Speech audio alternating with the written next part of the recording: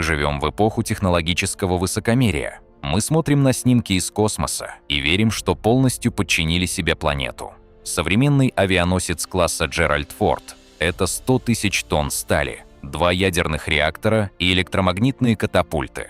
Это кажется нам пределом возможностей. Но если мы отмотаем ленту времени назад, на 5000 лет, в эпоху, когда, по нашему мнению, люди едва научились обрабатывать медь, мы столкнемся с загадками, которые ставят в тупик даже нынешних инженеров.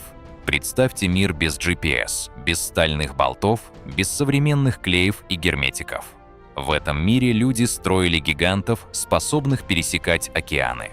Как египтяне смогли сшить судно длиной с 15-этажный дом, используя только травяные веревки? Почему китайский флот 15 века был больше, чем все флоты Европы вместе взятые? И почему он бесследно исчез по приказу одного человека? Как маленькие деревянные лодки викингов выдерживали удары ледяной Атлантики, которые сегодня разрывают на части стальные танкеры? Сегодня мы не просто перелистаем учебник истории, мы погрузимся в инженерные тайны 5 цивилизаций. Мы разберем по косточкам 5 легендарных кораблей, которые не просто плавали, они меняли границы мира и само представление о возможном. Это история о том, как человеческий разум побеждал стихию голыми руками. Добро пожаловать в мир забытых технологий. 1954 год. Жара в Гизе стоит невыносимая. Молодой археолог Камаль Эль-Маллах работает у самого подножия Великой пирамиды Хеопса. Его задача скучна – расчистить территорию от мусора. Но под грудой известняковых блоков он замечает нечто странное – ряды массивных плит, плотно подогнанных друг к другу. Маллах понимает – под ними пустота. Когда одну из плит весом в 15 тонн удалось сдвинуть, из глубины пахнуло ливанским кедром. Этот запах ждал своего часа 4500 лет. Внутри герметичной ямы лежал конструктор для Бога. 1224 детали, разложенные с математической точностью. Здесь были весла, шпангоуты, доски обшивки и даже каюта фараона. Но вот в чем главная загадка. В этой яме не было ни одного гвоздя, ни одной металлической скобы. Древние египтяне использовали технологию сшивания. В каждой доске из драгоценного ливанского кедра были просверлены 1000 отверстий. Через них мастера продевали канаты из травы эспарта. Инженеры современности долго не могли поверить, неужели это может работать в воде? Оказалось, что египтяне использовали законы физики на полную мощность. Ливанский кедр при намокании расширяется.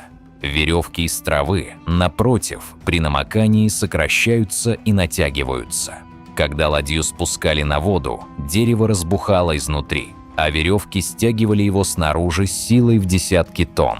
Корабль становился монолитным щитом, не пропускающим ни капли воды. Это был самозатягивающийся корпус. Зачем фараону такой сложный механизм?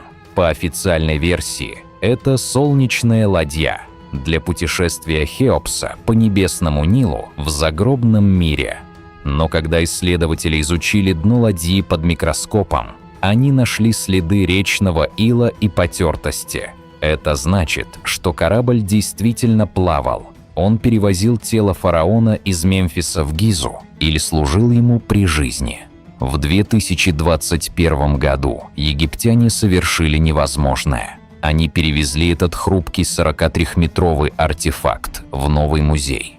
Чтобы не повредить дерево, которое помнит строительство пирамид, была построена специальная капсула и тяжелая платформа на дистанционном управлении. Ладья Хеопса – это не просто памятник. Это доказательство того, что египтяне были величайшими инженерами-конструкторами задолго до появления сопромата. Перенесемся в V век до нашей эры. Если Египет строил для тишины храмов, то Афины строили для ярости морских сражений. В то время Средиземное море принадлежало тому, кто владел триремой. Что такое трирема? Представьте себе деревянную торпеду длиной 37 метров и шириной всего в 6 метров. Внутри этого узкого пространства в 3 яруса сидели 170 гребцов. В отличие от голливудских фильмов, это не были рабы под бичом надсмотрщика. Триремы водили свободные граждане, цвет афинской демократии. Их синхронность была поразительной. По сигналу флейты 170 весел ударяли о воду одновременно, превращая 50-тонное судно в снаряд. Главное оружие триремы – эмволос – массивный бронзовый таран на носу. Он крепился к килю так, чтобы при ударе не разрушить сам корабль, а передать всю энергию в борт противника. Греческая тактика была филигранной. Капитан должен был разогнать трирему до 17 км в час. Это скорость современного катера. И под определенным углом вонзить бронзовый клюв в корпус врага ниже ватерлинии. После этого нужно было резко дать задний ход, пока тонущий противник не утянул тебя на дно.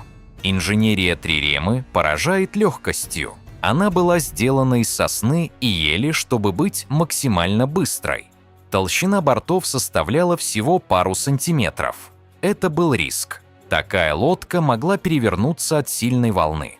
Чтобы трирема не развалилась под тяжестью 170 человек, греки натягивали вдоль всего корпуса мощные кожаные тросы и позаматы, которые работали как сухожилия, не давая деревянному троскелету лопнуть.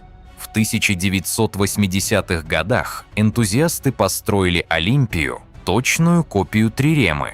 На испытаниях обычные люди, не атлеты, смогли разогнать ее до скорости, которая считалась невозможной для весельных судов. Греческая трирема доказала, если соединить коллективную волю и точный расчет, дерево и мышцы могут доминировать над морем веками. В 1405 году, когда в Европе еще только мечтали о кругосветных плаваниях, из порта Нанкин вышел флот, подобного которому не видел свет.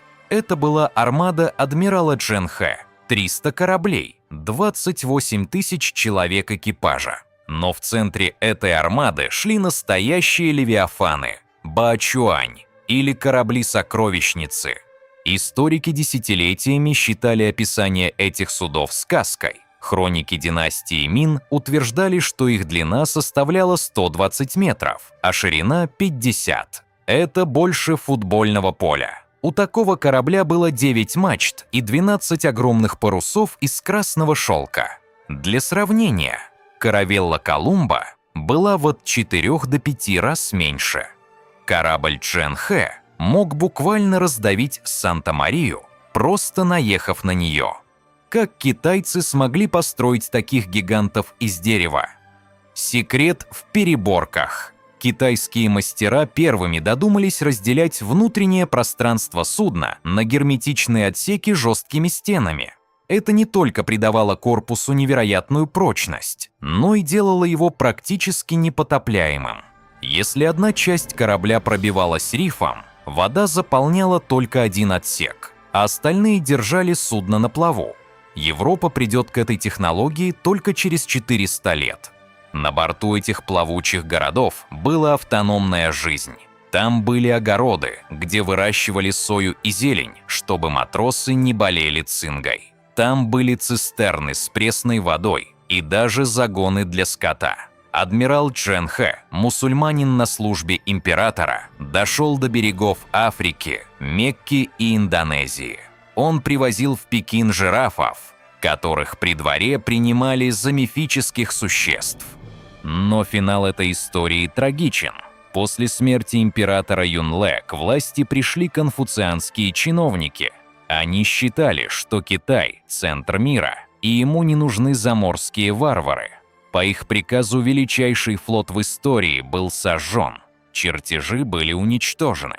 Китай добровольно сломал свои весла и закрылся от мира на столетия. Ладья Джен Хэ осталась призраком, напоминанием о том, что технологии бессильны перед политической слепотой. Тихий океан – это треть поверхности нашей планеты. Бескрайняя пустыня воды. И именно здесь, более 1000 лет назад, произошло величайшее миграционное чудо в истории. Люди каменного века, не знавшие железа, смогли заселить тысячи крошечных островов, разбросанных на миллионы квадратных километров. Их инструментом был катамаран. Двойное каноэ. Два узких деревянных корпуса соединялись мощными поперечными балками. Это была идеальная конструкция для океана. Пока однокорпусные европейские корабли мучительно боролись с качкой, полинезийский катамаран скользил по верхушкам волн, оставаясь устойчивым и быстрым. Эти суда шились кокосовым волокном и проклеивались смолой хлебного дерева. Они были гибкими, как само море. Но настоящая технология полинезийцев была не в дереве, а в голове. Вейфайндинг – навигация без приборов. Опытный навигатор Тохунга знал океан так, как вы знаете свою комнату. Они ориентировались по зенитным звездам, которые проходят прямо над конкретным островом.